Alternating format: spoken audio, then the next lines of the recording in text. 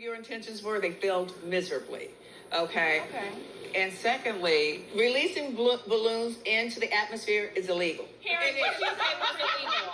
Because global warming, they don't want us to do it. Karen, you did that to celebrate the life of your parents. Thank you, Mom and Daddy, for all that you've done. Gone too soon. What's up, guys? Welcome back to my channel. So I'm here today to talk about Real Housewives of Potomac, Season 9, Episode 12, Shake the Devil Off. So I'm back after missing a couple episodes and therefore missing a few points and whatnot. But the biggest development that we have to talk about is Karen being convicted of DUI, driving under the influence. She was found guilty of 5 out of 6 charges against her. And mind you, there were all these fucking body cam videos showing Karen drunk off her ass that got released following the news and whatnot. And it's like, girl, with the existence of these videos, like in spite of that, you were over here on the show, like pleading your case, pleading your innocence, telling people to wait until you had your day in court, all this shit. You'll see the truth soon. You'll see that I'm innocent, all this shit. And it's like, you are clearly drunk in those videos. Like, oh my goodness. And in this episode, there's this one clip of Karen talking about Jacqueline being like, oh, throw her in jail, like lock her up, like all this shit about her. And following the conviction news, people are using that clip about Karen, like lock her up. Arrest her. Clankety clank, bitch. You spent all that time like spreading lies about your innocence. And that cannot go over well in court. Like imagine like, oh, here are the videos from the night in question, and here are clips from Karen on her TV show talking about the case. Like, oh, it's not a big deal. You'll see that I'm innocent, blah, blah, blah. And it's like, dude, are you kidding me? You spent all this time advocating for yourself for what? Like, in light of those videos? Like, are you fucking kidding me? So, I don't know, man. Let me know what you think down in the comment section about the whole video thing. But anyways, let's get into the actual episode. So Karen's having all the people over at her house for a Love Lagoon party. Everyone except for Jacqueline, that is. Like, everyone's there with their significant other or romantic interest, and they're all having a great time. But Jacqueline makes a surprise appearance with 8 heart-shaped balloons, and Karen is pissed the fuck off. And Jacqueline's explaining, well, I know your heart is really heavy from the 8 convictions against you, so I brought these 8 balloons to represent your 8 convictions, and we're releasing them into the sky. Like she explained the symbolism behind it and whatnot, but everyone's like, that is shady as fuck. That is like not cool. But Gizelle, she's like, that's not shady at all. We later learned that she didn't really know the entire context. She just thought that Jacqueline was bringing balloons. Like, oh, that's so sweet. She's bringing balloons. And she found out like what they represented and was like, oh, hell no, that is so fucked up. Wendy, Stacy, and Jazzy immediately know what's going on. They're like, that is not okay, that's not funny, that's not cool, blah, blah, blah. And here comes Gizelle. I think it's a nice gesture. All this shit, like, oh my goodness. Anyways, Karen tells Ray to kick Jacqueline out, which he does, rather gentlemanlike. You know, he has her like, he's walking her out and whatnot, and Karen's like, Ray, take your hand off of her. Like, don't be a gentleman to that bitch. All that kind of stuff. Mia is walking Jacqueline out as well. She's just like, okay, I'll see her out, you know what I mean? Just like, kind of walk with her. And mind you, when Jacqueline rolled up with the balloons, Mia was sitting there laughing her ass off before Jacqueline even made the punchline. You know, she was laughing her ass off about the whole situation. So it's like, Mia's claiming to not know what Jacqueline was doing, but it's kind of clear that she was in the loop. Like, there's no way that caught you off guard. Like, you thought it was too fucking funny, too quickly. Like, come on now. And yeah, Jacqueline's over here swearing that she had good intentions. I'm trying to show up for Karen and make a grand gesture. But, you know, if she won't see the positivity behind my message, and that's on her. Like, she is swearing up and down that she meant no harm. It was all about positivity and whatnot. And it's like, oh my goodness. And when Mia returns to the party, Karen is pissed the fuck off at her. She like lets her know that she does not think what they did was cool. Again, Mia's like, that wasn't me. I didn't even give Jacqueline your address. I had no idea about this, but everyone kind of sees through that. Karen thinks that Mia is fake and that she's using Jacqueline as her puppet. Basically, like, I didn't want to do that, but I'm going to have Jacqueline do it. Like, having her do her bidding, essentially be her flunky. And Mia thinks that Karen is delusional and needs to just take accountability and own her bullshit, own her mistakes. In this case, I think it's clear that they are both right about the other person. Now, in the case of Mia, she is by no means anyone's favorite right now. Like, everyone's saying she's declassing the show, she should get kicked off, all this shit. I can only imagine the kind of antics she's gonna pull on Karen once they film the reunion. Like, because mind you, they haven't filmed the reunion yet. Like, if Karen shows up, which it's in her best interest to do so, at this point especially, like, she's gonna be held accountable and have to own her shit. So, Lord only knows what Mia has planned for Karen at the reunion. Like, oh my god. But anyways, Mia is just getting on a lot of people's nerves at this point, and it's like, I try to have some grace for her, because in the first episode, it's very much like, Karen and Gizelle are just going in on Mia, like, oh my gosh, they're just attacking her, but people are just kind of over her at this point, and it's almost like, so with Stacy, I feel like she's like a callback to the OG Potomac, like season 1 shit, like, I don't know, I feel like Stacy is a great fit for the show, and it seems like popular opinion is starting to feel the opposite about Mia, like, that she's just not Housewives material, essentially, or her storylines at least are not. And I wonder if her perspective is like, it's better to do too much than to do too little. Like, who wants a boring ass housewife? But at the same time, it's like, who wants a housewife who brings all this seemingly somewhat manufactured shit to the show? Like, although the more I think about it, I feel like I have to kind of agree with that sentiment. Like, I'd rather have someone who's fucking crazy than have someone who's like boring as shit. I don't want to watch paint dry on a wall, you know what I mean? So, I don't know, but overall, people are just, they want something different from Mia. And if Mia wants to stay on the show, she's gonna have to get her shit together, essentially. Anyways, as everyone's there at the table eating dinner at Karen's event, Kiana finds out she cannot eat anything because everything has cheese in it. I guess she's like lactose intolerant, and it's like, this is Karen's party. Kiana's allegedly her great friend. Like, you're not gonna take her into account at all. Like, I don't know, there's that. They included a little clip about it, so I'm mentioning it. It's kind of caught my attention. And Gizelle then learns the true meaning behind Jacqueline's balloons. Like, I thought she was bringing balloons. Like, it was just a nice gesture. And they're like, no, they represented the 8 citations against Karen. And Giselle's like, oh, okay, that's not fucking cool. Like, she just learned, what it really meant, and she says that it was very messy. And at that point, Mia jumps into the pool. She's like, there's always a pool party with no one in the pool. Like, just being fucking dumb. She's sitting there twerking in the water, and here comes Stacy. How does that work? It's like, Stacy, oh my god. It was just such a funny ass moment. Mia's just there like, Come on in. 3 days later, we see a montage of everyone packing before taking off for Panama. Upon landing, they begin a 2-hour van ride from Panama City to whatever resort they're staying at. And Wendy's like, okay, everyone just get comfortable and relax, have some downtime. And it's like, they were just on a fucking plane. We were just having downtime. Like, okay, but yeah, that must have fucking sucked, especially if you're not ready for it. Like, oh my gosh, I'm sorry to like get off this plane and blah blah blah.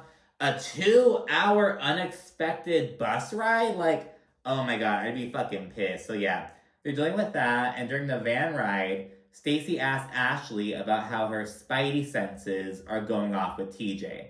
And Ashley explains she just meant that she feels like there isn't a whole lot of chemistry between them. Like, she doesn't really see it for Stacy and TJ, basically. Something is just off. Something isn't right, basically. And people online are like, wow, Ashley, where were these fucking spidey senses with Michael Darby? But, that's besides the point.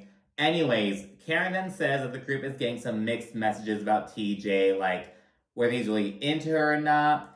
And they feel like Stacy is kind of taking the relationship more seriously than he is, essentially. Like, they feel like they're not on the same wavelength, basically. And Stacy feels like the group is kind of moving from concern to ridicule. And she's like, they need to worry about their men or lack thereof. Like, basically, like, okay, I get it, but leave me the fuck alone. Like, let me do my thing.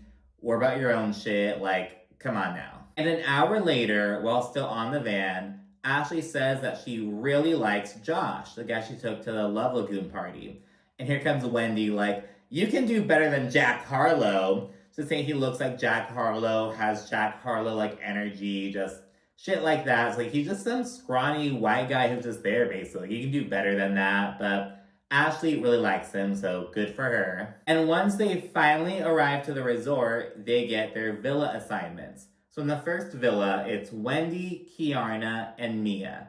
In the second one, it's Ashley, Karen, and Jacqueline. It's like, oh my god, Karen and Jacqueline are both pissed off. Like, what the fuck? You have to bunk with this bitch I'm feuding with? Like, what the hell? And the third villa is Stacy and Gizelle. And apparently, Wendy assigned them together because she felt like Stacy would get on Giselle's nerves, which she does. And Wendy loved that. So Wendy is choosing chaos. And at this point, I realized that Jazzy is missing from the trip. And I was like, what the hell? Like, where's Jazzy at? I couldn't remember if she, like, announced she couldn't go or something. I was confused about her absence. And I was like, is this around the time where they swapped Jazzy with Kiarna? Because remember, Kiarna was meant to be a friend of, and Jazzy was supposed to be full-time, but somewhere along the way, they got swapped. But I'm like, well, but Jacqueline is still on the trip, and Jacqueline has always been a friend of, so I don't really know what's happening. I'm like, is Jazzy, like, cut? Like, I don't know. I don't know where the fuck Jazzy's at, but anyways, she's not there. After everyone settles in, they change, enjoy performance, and sit down for dinner. And at the table, the issue between Karen and Jacqueline comes up.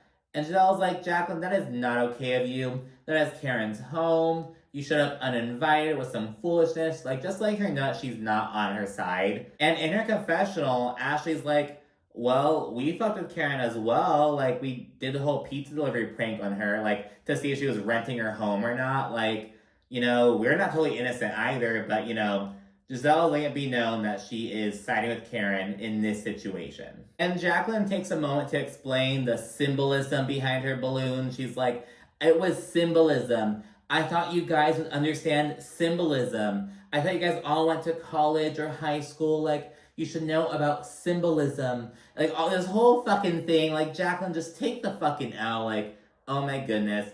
And once Jacqueline finishes her fucking nothing-ass point and whatnot, Karen accuses Jacqueline of trespassing and says she's looking into the process of filing charges against her. And Karen's like, and by the way, it is illegal to release balloons into the atmosphere because of global warming. Here comes Stacy. It's also really bad for the animals and birds. It's true. And that is true, because the balloons will pop eventually. Animals will think it's like food and choke on it. It's this whole thing. I watched a commercial about it.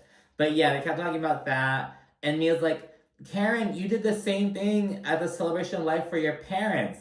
And we get a clip of Karen releasing a shitload of balloons into the air. Like, it's just so funny. And Karen then does the faded confessional. Arrest her. Clankety clank, bitch. At that point, Gizelle takes aim at Mia and addresses some of the comments she made about her daughter. Because remember, a few weeks ago, Mia felt attacked and like she was getting judged for portraying her family a certain way on social media. And she bit back at Gizelle and was like, well, Gizelle, you portray your kids as being so perfect and whatnot, but in reality, you got mad at them for sneaking boys into the house.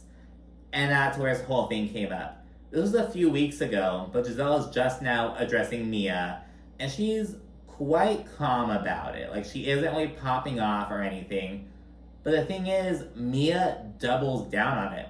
And reportedly, according to the Jasmine brand, Mia said much worse things about Giselle's daughters. And I hope that's not fucking true. But if it is true, why isn't Gizelle popping off on Mia? And this question comes to Wendy's mind as well, because she's like, well, Gizelle, you were so upset with me last year when I was making faces when we were talking about Grace, because Wendy was making fucking faces. You can say she wasn't, Wendy was sitting there making faces while Gizelle was talking about her daughter going to school in Florida. Like, it is what it is. But anyways, she's like, you were so upset about that, but here you are, like, not having that same energy for Mia. And Giselle's like, well, Wendy, it's totally different because you and I weren't speaking at all last year, but Mia is my friend. Like, that's why I'm having this conversation with her. But it's like, if Mia's your friend, why aren't you holding, like, shouldn't you be angrier with Mia for, like, doing this shit? You know, like, if Wendy and you don't get along, why are you so upset with Wendy for that? But maybe it's like, you know, I have more respect for Mia. That's why I'm, like, having this conversation with her. I didn't respect you at the time, so I just got angry with you. I don't really know, but, you know, people think that Gizelle should have gone harder on Mia. And not even out of, like, a, you know, oh, you went hard on Wendy, you have to go hard on Mia, but, like, just out of principle. Like, with the shit that Mia is saying, you should be on fucking, like, you should be upset with her. You should be addressing her, being angry with her, especially because she's doubling down. Like, that's just not cool. And Mia's actually making things worse, because remember, she was like, oh, your kids are sneaking boys into the house. Now she's like, well, you know, they're sneaking boys into the back alleyway, which has a connotation to it, and, like, explaining why she did it, not saying sorry, showing no remorse. And it's like, first of all, what the fuck, Mia? But also, what the fuck, Gizelle? Like, be angry with this bitch. Like, let her know that you're upset. Like, what are you? You're letting her get away with it, you know? Karen then asks how Mia would feel if they were saying things about her children. And Mia's like, you guys already did at the Hatitude party. But oh no, Karen and Gizelle were talking about you as a mother, saying, oh, you aren't putting your kids first. They aren't saying things about your kids and what they're up to. They're talking about you as a mother, which also isn't cool, but they aren't attacking your kids. They're attacking you as a mother. Like, they're not attacking your children, you know? Don't act like they were. So there's that. And Karen responds by being like, no, Mia, you're the one who talks about your kids. Like, none of us even have to, because you're the one who, like, airs out all the shit about your kids yourself. Like, if you should be angry at anyone, be angry at yourself. Mia then says she's doing the best that she can, and that's really hard to navigate the situation with Gordon. Like, he's cool one day, he's upset the next day.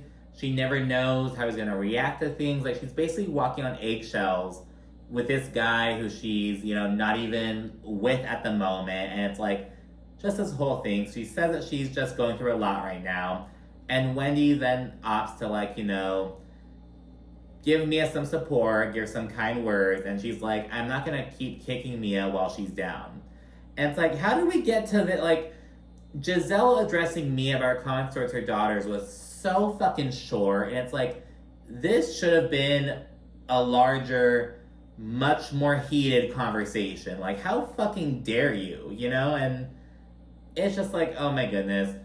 The spiciest thing Gizelle said was in the confessional. She's like, Mia, the person you were at their age, they're not like that. So stop it. And it's like, why aren't you saying that shit to her face? Like, I don't know. Giselle didn't really go hard enough, in my opinion. Anyways, dinner then ends and everyone heads to bed. And we see a quick scene of Stacy and Gizelle. Stacy's like, Rumi? Asking for toothpaste, and you just tell that she is slowly driving Gizelle crazy by just being herself. It's now day 2, and Wendy gives out some gifts at breakfast and shares they're all going shopping and rum tasting before dinner. But Mia is missing in action. She's nowhere to be found right now. Even Jacqueline is with the group, but, like, no one knows where Mia is. In reality, she's inside, like, in her room, on the phone with her mother, freaking the fuck out because she opted to leave the kids with a nanny, like, while she's on this trip. Gordon was like, they shouldn't be with a nanny. They'll be with me. They'll be with daddy. So he went over to pick them up, and less than a day later, he drove 4 hours away, out of state, to drop the kids off with their old nanny. And it's like, what the fuck? So Mia is freaking out. Gordon isn't answering.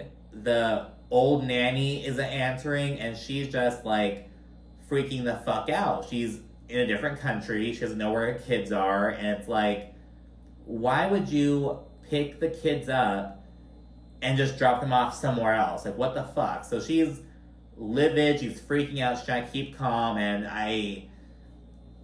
God, that just sounds like a fucking nightmare. And if Gordon is really as bad as Mia is making him seem, it's like, you have to, like, take him to fucking court, handle your fucking custody shit. Like, this is just not okay. And Mia mentioned that Gordon is cool when they're, like, around each other, but he lashes out when she's, like, going out of town or doing something for herself. Like, Gordon cannot handle that. So yeah, that's it for this episode. Be sure to like, comment, subscribe, and of course, stay tuned for more. Thank you for watching.